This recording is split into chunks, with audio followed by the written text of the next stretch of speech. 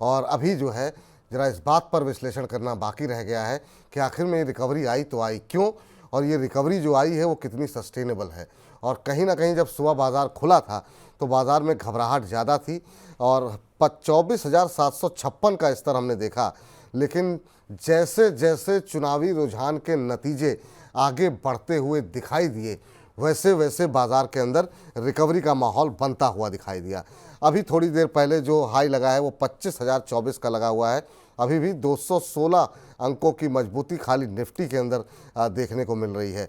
अब यहाँ से बाज़ार की दिशा क्या होगी? इंट्राडे हाई पे बाज़ार ट्रेड करता हुआ 25,040, ये इस समय नया हाई देखने को मिल रहा है। 2126 शेयर ऐसे हैं एनएससी पर जो कि बढ़त से कामकाज कर रहे हैं। 572 शेयर गिरावट दिखा रहे हैं। जरा आंकड़े लेकर के आइए चुनावी रुझान के और देखते हैं वहाँ पर कि आखिर में वो कौन से फैक्टर रहे जिसने बाज़ार के अंदर ये ऊर्जा भरी है। तो हरियाणा जिसपे सबसे ज़्यादा जो है वो निगाहें लगी हुई थी, तो वहाँ पर हम देख रहे हैं भारतीय जनता पार्टी 50 के आसपास पहुँचती हुई दिखाई दे रही है। और सुबह सुबह जो ये आंकड़े थे वो बिल्कुल उलट दिखाई दे रहे थे। कांग्रेस को वहाँ पर 35 सीटें आती हुई दिखाई दे रही हैं और अन्य के खाते में 5 सीटें जीती दिखाई दे रही हैं। जम्मू कश्मीर में कांग्रेस का जो गठबंधन है नेशनल कॉन्फ्रेंस का जो गठबंधन है कांग्रेस के साथ, वो जो है पूरी तरीके से वहाँ पर जीत हासिल करता हुआ दिखाई दे रहा है। आपको बता दें कि ये 2 बजे तक के मतदान के रुझान के जो आंकड़े हैं वो ये दर्शाते हुए दिखाई दे रहे हैं। लेकिन इस पर क्या कुछ बदला है जिसकी वजह से ऐसे नतीजे आए हैं? थोड़ी देर में अरुण मंत्री जी से भी बातचीत करेंगे, बाजार के एक्सपर्ट। लेकिन हमारे साथ एक और ख़ास एक्सपर्ट हमारे साथ जुड़ चुके हैं। हमारे साथ ब्रजेश पांडे जी जुड़ चुके हैं, इनपुट एडिटर है न्यूज़ 9 के। ब्रजेश जी, पहले तो बहुत बहुत स्वागत है मन 9 के इस मंच पर। न्यूज़ 9 पे और टीवी 9 डिजिटल पे हम आपको अक्सर देखते रहते हैं, तमाम बड़े बड़े विश्लेषण आप राजनीतिक तौर पर करते रहते हैं। मन 9 पे लोग दर्शक आपको पहली बार देख रहे हैं। सर, क्या कुछ बदला? मतलब एग्जिट पोल ये अभी लोकसभा चुनाव खत्म नहीं हुआ था, विधानसभा चुनाव में भी पूरी तरीके से पलटते हुए दिखाई दिए, क्या वजह मानते हैं आप? देखिए, जो हरियाणा में चुनाव के नतीजे आए वो पूरी तरह से अप्रत्याशित हैं। चमत्कारिक इकलौता शब्द है जो हरियाणा में परिणाम आए उसको डिस्क्राइब कर सकता है, उसके साथ जस्टिस कर सकता है। आप यदि देखें जिस तरह से ऐसा माना जा रहा था, लगभग सारे पोलस्टर्स, लगभग सारे लोग इस चीज़ को मानते थे कि हरियाणा में कांग्रेस की जीत तय है। वहाँ पर भारतीय जनता पार्टी ने 2019 के भी परिणाम से बेहतर परिणाम दिया। 2019 में भारतीय जनता पार्टी 40 सीट जीत कर लाई थी और उसे जेजेपी के साथ गठबंधन करना पड़ा था। इस वक्त जो ताज़ा जानकारी है उसके मुताबिक, अभी तक की जो जानकारी है उसके मुताबिक 48 सीट पे भारतीय जनता पार्टी आगे है, यानी वो बहुमत के जो सिंपल मेजॉरिटी के 45 से 3 ज़्यादा है। तो एकदम कंफर्टेबली प्लेस्ड है भारतीय जनता पार्टी। और कांग्रेस जो सत्ता की मुख्य दावेदार मानी जा रही थी वो एकदम बैकफुट पे है। हरियाणा राज्य उससे गया और मुझे लगता है कांग्रेस के ये जो राजनीतिक मंसूबे थे उसको एक करारा झटका लगा। और ये एक बहुत बड़ा फैक्टर इसके पीछे एक ये है कि कांग्रेस में जिस तरह की इन फाइटिंग चल रही थी, जिस प्रकार की भीतरघात चल रही थी, चाहे वो भूपेंद्र सिंह हुड्डा हो, चाहे वो कुमारी शैलजा हो, चाहे वो रणदीप सुरजेवाला हो, इन लोगों के बीच जिस प्रकार की भीतरघात चल रही थी, जो रिजल्ट आया है, जो परिणाम आए हैं अभी तक के, वो ये साफ दिखाते हैं कि कांग्रेस एक बार फिर भीतरघात का शिकार हुई है। और ये उनको बहुत तरीके से इस बात पर मंथन करना होगा कि कैसे इस चीज को रिपीट न करें। यदि आप जम्मू कश्मीर जाएं तो जम्मू कश्मीर में कांग्रेस के लिए थोड़ी एक अच्छी खबर है, क्योंकि जम्मू कश्मीर में एनसी प्लस कांग्रेस का जो अलायंस है वो बेहतर करता नजर आ रहा है और वो मेजॉरिटी के से ज्यादा संख्या लेके बैठा है। इसमें वैली में नेशनल कॉन्फ्रेंस ने पूरी तरह से क्लीन स्वीप किया, जिसका फायदा उन्हें मिला है। और वहां पर जम्मू कश्मीर में एनसी प्लस कांग्रेस सरकार बना पाने की सबसे मजबूत स्थिति मुझे लगता है बाजार में इसी वजह से उछाल आया है, क्योंकि हरियाणा जिसे माना जा रहा था कांग्रेस के फेवर में जाए, लेकिन हरियाणा तीसरी बार भारतीय जनता पार्टी के पास जा रहा है और पूरी एब्सोल्यूट मेजॉरिटी के साथ जा रहा है। यानी उन्होंने 2019 से भी बेहतर परफॉर्मेंस दिया। तो जो भी 2024 का जनरल इलेक्शन था, जो हार से उपजी निराशा थी, मुझे लगता है इस रिजल्ट के बाद उस निराशा को पूरी तरह से धो दिया है। और कांग्रेस का बीजेपी खेमे में जबरदस्त उत्साह है, इसको लेकर जबरदस्त उत्साह बाजार के अंदर भी देखने को मिल रहा है सर। और पिछले 3 दिन की गिरावट से लोग काफ़ी घबराए हुए थे, लेकिन और यही वजह है कि जो पीएसयू शेयर हैं वो ज़्यादा चले हैं, क्योंकि पीएसयू की सबसे ज़्यादा पिटाई हो रही थी कि अगर ये हरियाणा से मैसेज जाता कि ये मौजूदा सरकार जो है उसमें जो है, चूँकि लोकसभा में पूर्ण बहुमत नहीं है, तो उससे एक मैसेज जाता कि अस्थिर हो सकती है सरकार, वो बिल्कुल नहीं गया। और अब कम से कम जो झारखंड के चुनाव हैं, महाराष्ट्र के चुनाव हैं, तो कम से कम ये उम्मीद है कि सरकार ये जो मौजूदा है लोकसभा की, वो अपना 5 साल पूरा कर सकती है। लेकिन सर ये हुआ कैसे? 2014 में 47 सीटें मिली थी, वो भी एक उन आंकड़े को भी पार करते हुए कम से कम रुझानों में तो अभी दिखाई दे रही है। ये खाली कांग्रेस की अंदर मतलब जो भीतर घात लड़ाई थी वो थी, या बहुत लोग कह रहे थे पहलवान नाराज हैं, किसान नाराज हैं, या फिर जाट नाराज हैं, जाति फैक्टर में क्या कुछ हुआ समझ नहीं आया लोगों। मुझे लग रहा है कांग्रेस से वोटर नाराज था।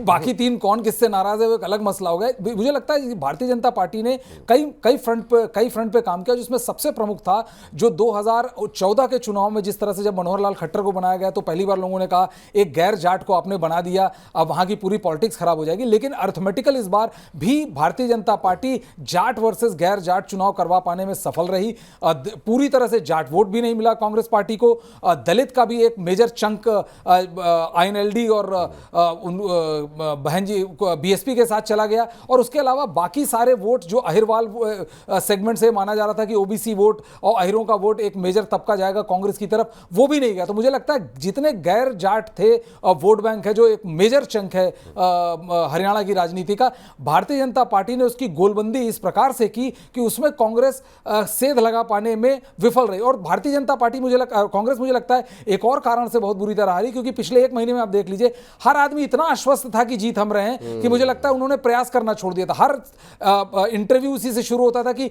मुख्यमंत्री कौन बन रहा है। अरे पहले आपको चुनाव जीतना होगा तब आप मुख्यमंत्री बनेंगे। तो मुझे लगता है जितने भी मुख्यमंत्री दावेदार थे, चाहे कुमारी शैलजा हो चाहे भूपेंद्र सिंह हुड्डा हो, अब उन्हें आराम से 5 साल इंतजार और करना होगा कि क्या वो इस रेस में होंगे भी कि वो मुख्यमंत्री बन पाए कि नहीं। तो जिस तरह से बीजेपी ने गैर जाट वोटों की गोलबंदी की, जिस तरह से कांग्रेस की भीतर जबरदस्त भीतरघात था, मुझे लगता है इसी वजह से भारतीय जनता पार्टी ने अब तक का अपना सबसे बड़ा परफॉर्मेंस तीसरे टर्म में, जहां मैसिव एंटी इनकम्बेंसी आपके खिलाफ होती है, वहां पर जीत कर दिखा दिया। एकदम चमत्कारिक परफॉर्मेंस रहा है भारतीय जनता बिल्कुल चमत्कारिक रहा है। ओवर कॉन्फिडेंस जो है वो कांग्रेस को शायद जो है वो ले डूबा। अरुण मंत्री जी हमारे साथ जुड़ चुके हैं, बाजार को बहुत पैनी निगाह से देखते हैं। अरुण जी पहले तो बहुत बहुत स्वागत आपका। ये बाजार की आज जो रिकवरी देखने को मिल रही है, एक तो सुबह जो जिस तरीके से एग्जिट पोल के रुझान दिख रहे, माफ़ कीजिएगा, एग्जिट पोल के में तो बाजार को गिराया था, अब जो अब तक जो नतीजों के रुझान देखने को मिल रहे हैं, कितनी टिकाऊ लग रही है? क्या टिकेगा बाजार इन लेवल्स के आसपास? क्या जो वर्स्ट था वो पूरा हो गया? चाइना का फैक्टर, बाकी फैक्टर, ईरान इजराइल का फैक्टर, या अभी भी आपको लगता है ये रिकवरी जो है वो सस्टेनेबल नहीं है? देखिए विपुल जी, गुड आफ्टरनून। देखिए विपुल जी, मुझे लग रहा है मार्केट में एक जो ट्रिगर वेट कर रहा था किसी ना किसी ट्रिगर से वो शॉर्ट कवरिंग मुझे लग रहा है इस ट्रिगर से आती हुई नजर आ रही है। नो डाउट ट्रेंड अभी भी विपुल जी अगर आप देखते हैं शॉर्ट टर्म तो ट्रेंड नेगेटिव है, पर जो शॉर्ट कवरिंग का जो नजरिया है वो जरूर आज बन रहा है। हो सकता है कल भी आपको अगेन एक और राउंड ऑफ शॉर्ट कवरिंग देखने को मिले, क्योंकि ओवरऑल अगर आप देखें इस सीरीज की स्टार्ट में FII 82% लॉन्ग थे, अब वो 49-48% के आसपास शॉर्ट हो चुके हैं, मतलब वो नेट लॉन्ग से नेट शॉर्ट हो चुके थे। और जब भी ये न्यूज का ट्रिगर आपको देखने को मिला तो मुझे लग रहा है मार्केट में एक पॉजिटिव न्यूज की दरकार थी और वो चीज आती हुई नजर आई है। और मुझे लग रहा है 25,200, 25,250 तक वापस मार्केट ऊपर जाएगा। एक एक्सेप्शन है, इजराइल का अगर कुछ वापस न्यूज नहीं आती है, इजराइल अगर वापस रिटेलिएट कुछ नहीं करता है तो मार्केट वापस एक बुलिश मोमेंटम पकड़ सकता है। और एक चीज पे नजर रखनी है, क्रूड ऑयल भी आज $2 गिरा है, 81.1 से जाके अब 79 के आसपास है, तो वो भी एक बड़ा ट्रिगर माना जा रहा है कि क्रूड ऑयल का नीचे आना भी ये काफी अच्छा है। तो ओवरऑल 3 से 4 पॉजिटिव क्यूज की वजह से मार्केट में एक उछाल देखने को मिल रहा है। और ज्यादा मुझे लग रहा है इसमें जो योगदान है वो शॉर्ट कवरिंग का है। और मुझे लग रहा है FII के फिगर्स भी आज देखते होंगे कि FII फिगर्स मेरे ख्याल से तो वो नेगेटिव होने चाहिए। अगर FII के फिगर्स अगर आप पॉजिटिव आ जाते हैं किसी भी वजह से तो मार्केट वापस बुलिश मोमेंटम पकड़ सकता है। चलिए ठीक है सर, आप बने रहिए हमारे साथ पॉलिटिकल एक्सपर्ट के तौर पर लगातार ब्रजेश जी बने हुए। ब्रजेश जी, एक फैक्टर जो आजकल इस समय ट्विटर पे ट्रेंड कर रहा है वो है जलेबी फैक्टर। वो क्या कहानी है, जरा वो हमारे दर्शक भी एक बार दोबारा से सवाल रिपीट मैं कह रहा हूँ कि आज जो ट्रेंडिंग पे ट्विटर पे और तमाम जगहों पर एक ट्रेंड चल रहा है जलेबी फैक्टर वो क्या है सर? क्योंकि हमारे बहुत सारे दर्शक नहीं जानते होंगे, वो बेचारे देखिए, स्टॉप लॉस टारगेट में उलझे रहते हैं। जब राहुल गांधी हरियाणा गए थे तो एक रैली के दौरान उन्होंने कहा था, एक पब्लिक गैदरिंग में उन्होंने कहा था कि यहाँ की जलेबी सबसे बढ़िया है और जलेबी यहाँ से हम एक्सपोर्ट करेंगे। तो इसको लेकर भारतीय जनता पार्टी और बाकी अन्य विरोधी राजनीतिक दलों ने उन पर कटाक्ष किया और कहा कि अब क्या जलेबी की फैक्ट्री बनाएंगे।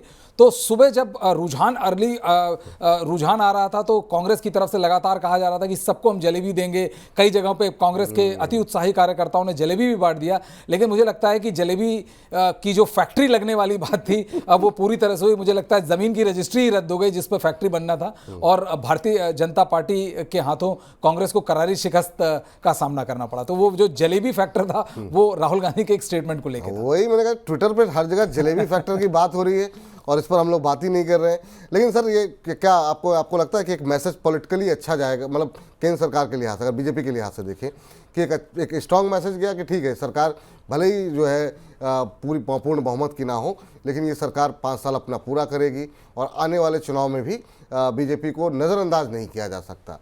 देखिए, मुझे लगता है कि केंद्रीय भारतीय जनता पार्टी के लिए इससे अच्छा कुछ हो ही नहीं सकता था, क्योंकि जिस तरह का हरियाणा का रिजल्ट आया है उसने एक चीज बड़ी क्लियर कर दी कि जो 240 का दंश था जो वो पिछले 5 महीने से झेल रहे थे और ऐसा लग रहा था कि सरकार बैकफुट पे है, कुछ भी वो फ्रंट फुट पे नहीं करेंगे, तीसरी बार और अब तक का सबसे बेहतरीन प्रदर्शन हरियाणा में करने के बाद मुझे लगता है बीजेपी अब एकदम खुल के फ्रंट फुट पे खेलेगी। क्योंकि उनको ये समझ में आ गया कि जो एक टेम्पररी ब्लिप था, कि जो कॉन्स्टिट्यूशन के मुद्दे हैं, जो अन्य मुद्दे हैं जिसको लेकर जो एक टेम्पररी सेटबैक था वो पूरी तरह से टेम्पररी था और अब बीजेपी पूरी तरह से खुल के फ्रंट फुट पे खेलेगी। और मुझे लगता है कि चाहे वो बाजार हो, चाहे वो बीजेपी का काडर हो, चाहे वो इंटरनेशनल कम्युनिटी हो, आप किसी को भी देख लीजिए, उसके लिए अब एक बड़ा क्लियर मैसेज गया है कि पॉलिटिकली, राजनीतिक रूप से भारत में अब किसी प्रकार की अस्थिरता होती नहीं दिखाई दे रही। बिल्कुल, चलिए, तो एक अच्छा मैसेज है माफ कीजिएगा। इस अच्छे मैसेज का असर बाजार पे और किस तरीके से हो सकता है? अरुण जी, ये बताइए कि ये जो रिकवरी आई है पीएसयू शेयरों के अंदर, डिफेंस में रिकवरी आ गई, रेलवे में अच्छी रिकवरी है, पावर में अच्छी रिकवरी है, क्या इनमें से कहीं पर ऐसे मौके बन रहे हैं जहां पर खरीदारी भी की जा सकती है? कल लोग बहुत पैनिक कर गए थे सर, जहां पर सवाल आ रहे थे क्या करें, क्या सब कुछ बेच दें, पोर्टफोलियो पूरी तरीके से डूब गया है। आप क्या कमेंट करेंगे? क्या यहाँ पर कहीं पर भी एवरेजिंग की सलाह है? क्या स्ट्रेटजी होनी चाहिए? कम से कम एक दुविधा की स्थिति सरकार को लेकर के तो अब नहीं रह गई है। देखिए विपुल जी, लास्ट टाइम भी जब हमारी बात हुई थी 1 हफ्ते पहले, जब मैंने कहा था कि डिफेंस स्टॉक पे जरूर नजर रखें, नो डाउट वो स्टॉक थोड़े करेक्ट हुए वहां से, पर अगर आप लास्ट 5 दिन का नजरिया देखते हैं तो लास्ट 5 दिन से डिफेंस स्टॉक्स उतने करेक्ट नहीं हुए जितना ओवरऑल मार्केट करेक्ट हुआ। मुझे लगा डिफेंस स्टॉक्स में एक्सीलेंट अपॉर्चुनिटी है बाई करने के लिए।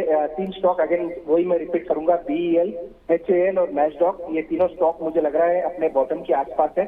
हो सकता है करेक्शन देखने को मिल सकता है अगर किसी भी वजह से मार्केट में आए, पर मुझे लग रहा है ये अच्छे लेवल से इसको बाई करने के लिए। वैसे भी अगर वार जैसी सिचुएशन होती है किधर भी ओवरऑल वर्ल्ड में, तो थोड़ा बहुत उसका डिफेंस स्टॉक पे पॉजिटिव असर भी देखने को मिलता है। तो मुझे लग रहा है डिफेंस स्टॉक्स एक्सीलेंट लेवल्स पे है, तो उन पे जरूर एवरेजिंग भी करनी चाहिए और बाई भी करना चाहिए। जहां तक रेलवे स्टॉक्स की बात है विपुल जी, मुझे लग रहा है इस क्वार्टर के बाद इस क्वार्टर के रिजल्ट देखना पड़ेगा। अगर रिजल्ट अच्छे आते हैं तो वहां पे एवरेजिंग की सलाह देंगे जब भी हम आपसे जुड़ेंगे, किसी भी दिन कभी भी बात होगी।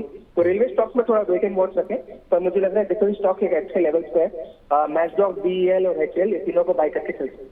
मैचडॉक, BEL और HAL, ये 3 शेयर हैं। लेकिन सर रेलवे में जो आज RVNL में तेजी है, क्या करें उस पर? चुपचाप बैठे रहें या फिर जिनके पास है, जो लोग लेना चाह रहे हैं, प्ले करना चाह रहे हैं ट्रेडिंग के लिए, कोई गुंजाइश है क्या RVNL पे? 7-8% ऊपर हो गया। देखिए विपुल जी, कल ये स्टॉक 6 से 7% नीचे था, अगेन आज 7% ऊपर हो गया। तो नेट इस वीक में कोई बड़ा गेन नहीं है, 2%, 1 से 2% का गेन होगा। पर मुझे लग रहा है रेलवे स्टॉक्स में बाउंस जरूर देखने को मिल रहा है, पर जिनके पास है उनको डेफिनेटली होल्ड करने की राय है, एग्जिट की राय तो डेफिनेटली नहीं है। पर एवरेज ना करें, एवरेज करने के लिए ट्रिगर चाहिए, वो ट्रिगर मुझे लग रहा है रिजल्ट के आसपास आएंगे। अगर उससे पहले स्टॉक चल जाते हैं तो वेल एंड गुड है, आ जाएंगे। पर मुझे लग रहा है रिजल्ट के बाद ही आपको रेलवे में एवरेज करना चाहिए, क्योंकि लास्ट वीक में रेलवे स्टॉक्स, लास्ट क्वार्टर में रेलवे स्टॉक के रिजल्ट उतने अच्छे नहीं आए थे। तो मुझे लग रहा है रेलवे स्टॉक्स में रिजल्ट के बाद ही एवरेज करें। पर डिफेंस स्टॉक्स मुझे लग रहा है अच्छे लेवल्स के आसपास है, इनको डेफिनेटली एड ऑन करके चलते हैं। ठीक है, और जरा पावर पे भी थोड़ी सी टिप्पणी हो जाए। इरिडा आज 5.5-6% ऊपर आ गया है, हालांकि NHPC पे कोई राहत नहीं है। NTPC की सब्सिडरी कंपनी का IPO आने वाला है, NTPC में रिकवरी है। इन 3 पर आपकी टिप्पणी जानना चाहेंगे, इरिडा, NHPC और NTPC।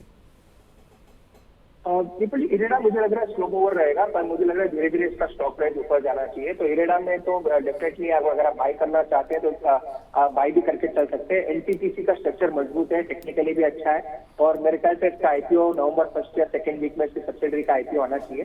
तो जब तक बाय ऑन रहेगा तो एनटीपीसी पे भी जरूर नजर रखें। और टाटा पावर तो डेफिनेटली ट्रेडिंग बैक भी है, अगर आप 5 से 6 दिन के लिए लेना चाहते हैं तो टाटा पावर भी मुझे लग रहा है अच्छा बाउंस बैक दिखा सकता है।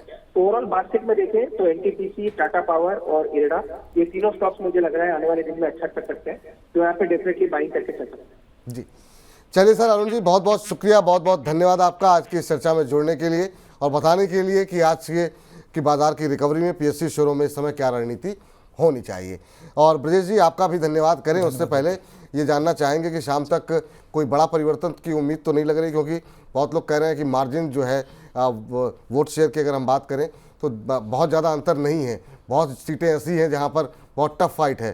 तो शाम तक कोई बड़े परिवर्तन, कोई उथल पथल की अब कोई गुंजाइश तो नहीं लग रही? 2 से ऊपर हो रहे हैं, 2:30 बज रहे हैं। बिल्कुल, मुझे लगता है कि जैसा मैंने पहले वर्ड यूज़ किया, अब एक चमत्कार ही कुछ उथल पुथल कर सकता है। चमत्कार को कोई प्रेडिक्ट नहीं कर सकता, लेकिन बिना उसके मतलब मुझे नहीं लगता कि अब किसी प्रकार के कोई उथल पुथल की संभावनाएं हैं। शाम को 6 से 8, 7 के बीच या 7:30 के बीच प्रधानमंत्री नरेंद्र मोदी भारतीय जनता पार्टी के केंद्रीय मुख्यालय जाएंगे, जहाँ वो अपने काडर को और देश को संबोधित करेंगे। मुझे लगता है इस हरियाणा की अप्रत्याशित और बहुत चमत्कारिक जीत ने भारतीय जनता पार्टी के अंदर एक नई ऊर्जा भर दी है, और वो अब आपको आने वाले समय में महाराष्ट्र के चुनाव में या बाकी अन्य चुनावों में भी, स्टेट के चुनाव में भी देखने को मिलेगा। क्या इंडिया अलायंस मजबूत होगा दिल्ली चुनाव के लिए? क्योंकि वहाँ पर वो लोग एक साथ लड़े तो जम्मू कश्मीर में जीत हासिल हुई, हरियाणा में हमने देखा कि कांग्रेस की हार हुई।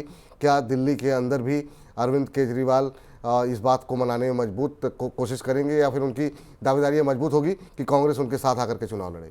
देखिए, एक चीज़ स्पष्ट हो गया कि इस चुनाव से सबसे बड़ा झटका लगा है वो कांग्रेस को स्टैंडर्ड को लगा है कि कांग्रेस ये मानती है कि कांग्रेस सबसे बड़ी पार्टी है और कांग्रेस दूसरी नेशनल पार्टी है भारतीय जनता पार्टी के बाद। लेकिन जिस तरह से जैसे ही चुनाव के रिजल्ट आ रहे थे, शिवसेना की प्रवक्ता राज्यसभा सांसद प्रियंका चतुर्वेदी ने एक स्टेटमेंट दिया, कहा कि बीजेपी के सामने जब कांग्रेस अकेले लड़ती है तो कांग्रेस हार जाती है और उन्हें अपने स्टडी पे ध्यान देना चाहिए। तो ये बेसिकली एक संदेश भी था कांग्रेस को कि जब आप एक लिमिट के बाहर सीट मांगे महाराष्ट्र के चुनाव में, जो किसी भी वक्त हो सकती है, तो उसमें आप अपनी इस स्थिति को ध्यान रखें। मुझे नहीं लगता कि अरविंद केजरीवाल को कांग्रेस पार्टी की कोई ज़रूरत महसूस होगी दिल्ली के चुनाव में। दिल्ली के चुनाव में असेंबली इलेक्शन में अरविंद केजरीवाल की आम आदमी पार्टी कांग्रेस से कई गुना ज़्यादा डोमिनेंट है, और जिस तरह से हरियाणा में उनके बीच अलायंस नहीं हो पाई, मुझे लगता है यही मोर और लेस सिचुएशन दिल्ली में भी रहेगी। दिल्ली में कांग्रेस बी टीम बन के ही लड़ सकती है, कांग्रेस फ्रंट फुट पे या बड़ी पार्टी के तौर पर बिल्कुल भी इस अलायंस में नहीं आ सकती। तो कुल मिला के ये कह सकते हैं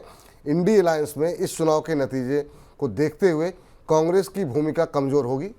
निश्चित तौर पे, क्योंकि उसका सबसे 2 जगह जहां पर चुनाव हुआ है, एक जम्मू कश्मीर में हुआ है, वहां पर उमर अब्दुल्ला की पार्टी नेशनल कॉन्फ्रेंस ने जो जीत हासिल की, उसी के दम पे सरकार बन रही, ना कि कांग्रेस के दम पे। जहां पर कांग्रेस के दम पे बनने वाली थी, जहां पर कांग्रेस सबसे बड़ा प्लेयर के तौर पर, बड़ी पार्टी के तौर पर चुनाव लड़ रहा था, वहां पर कांग्रेस बुरी तरह हार गई है। और भारतीय जनता पार्टी ने अब तक के तीसरी बार, वैसे ही हैट्रिक हरियाणा में नहीं होती, लेकिन तीसरी बार और तक का सबसे बड़ा प्रदर्शन भारतीय जनता पार्टी ने कर दिया। तो मुझे लगता है इंडी अलायंस में कांग्रेस की स्थिति निश्चित तौर पे कमजोर होगी, और कांग्रेस के लिए ये वक्त आ गया है उस शब्द का इस्तेमाल करने के लिए जो मैं सुबह से कह रहा हूं कि जो भारतीय जनता पार्टी यूज करती है, अब वक्त आ गया कांग्रेस उसे अमली जामा पहना है, और वो शब्द है सर्जिकल स्ट्राइक का। अब कांग्रेस को अपने इन अति महत्वाकांक्षी लीडरों पर सर्जिकल स्ट्राइक करना ही होगा, जो अपनी महत्वाकांक्षा, अपने हितों के आगे पार्टी के हितों को कुर्बान करने में 1 सेकंड का भी देर नहीं लगाते।